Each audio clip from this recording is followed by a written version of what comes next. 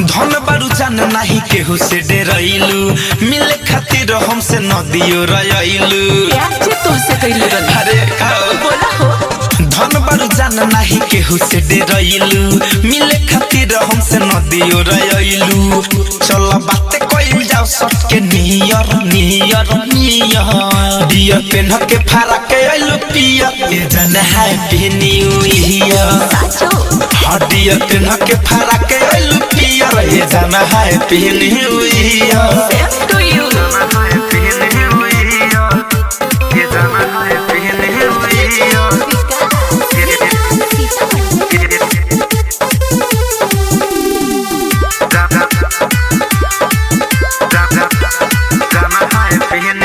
नया साल में नया ग्रीटिंग करत रहे तो से वेटिंग रे हमरो मन में रहे हर बहरी कौन होई तोहर सेटिंग रे बोलेला ए करे जा हाँ नया साल में नया ग्रीटिंग करत रहे तोहर वेटिंग रे हमरो मन में रहे हर बहरी कौन होई तोहर सेटिंग रे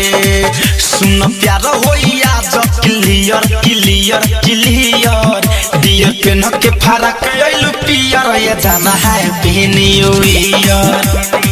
हदियर पेन के फरक आइलू पियर ये जाना हैप्पी न्यू ईयर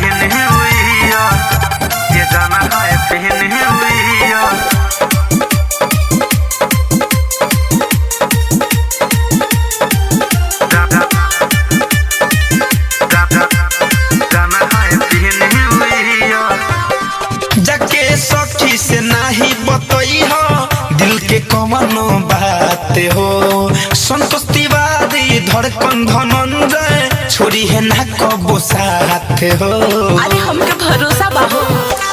हाँ हाँ जाके सखी से नहीं बतई हो दिल के कमनो बात हो संतोष तिवारी धड़कन धनंजय छोरी है ना कबो साथ हो आज होठवे से पिए द beer beer beer beer PAN के फारा के आइलू पियर ये जाना हैप्पी न्यू ईयर